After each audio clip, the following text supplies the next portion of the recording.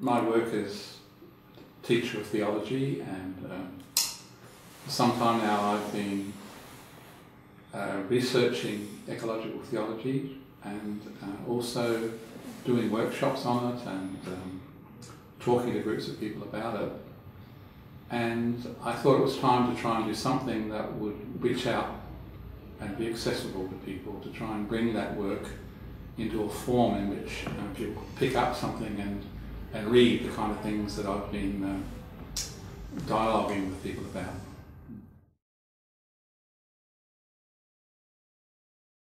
I think it's unique, for me anyway, as a theologian, because it's a picture book and it's got wonderful pictures in it, which comes from the collaboration with Garratt Publishing, not from me.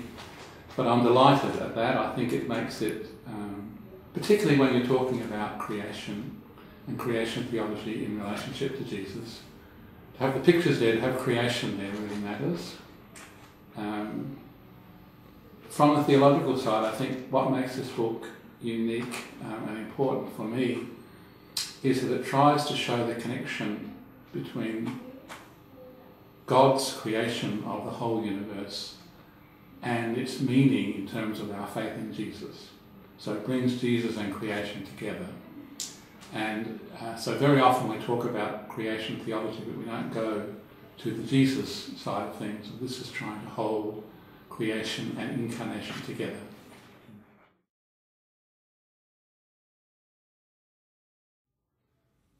For Christians, Jesus is at the heart of their faith. They believe that God is revealed already in creation in some way, but that God speaks to us in the human being, Jesus of Nazareth, in a new way, and in his life, death and resurrection, some wonderful transformation begins to happen in the whole creation.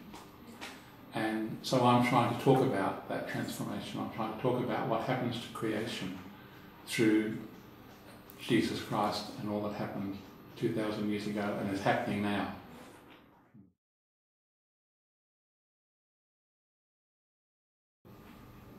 I hope that it would increase people's commitment to caring for the earth itself, for getting involved in ecological action, and I hope it would enable people to see that there is a really deep connection between that kind of action and their Christian faith, their following of Jesus, and to bring those two things together.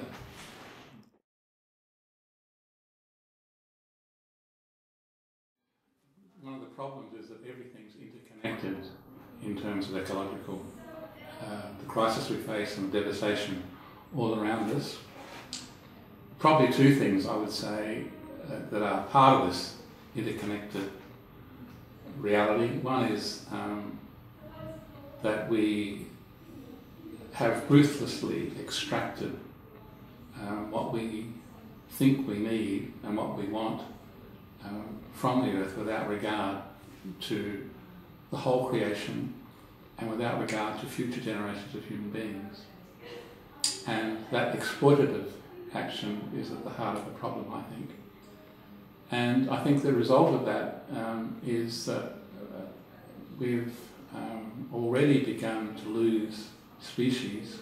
Our biodiversity is suffering on this planet. And I think, what has inspired human beings through the centuries, we're already losing part of that, and that just can't be done.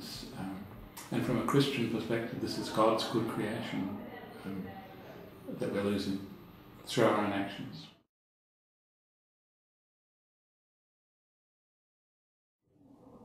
I think that ecological conversion means a continual coming to see the earth and all its creatures as one global community and living differently because of that. So I think that conversion is going to be ongoing and necessary into the future, generation after generation.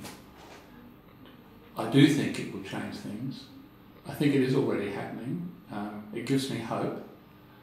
I continually meet people who are in the process of discovering that they can do their own little bit about what's happening, and maybe it's only through their own backyard, their garden, or maybe it's kids in a school caring about what happens to the rubbish. All kinds of farmers doing major things on their land.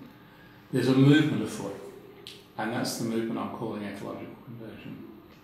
And I think the movement gives us all hope. And so I'm trying to encourage that movement, to be part of it, and to consciously be part of it as a Christian theologian.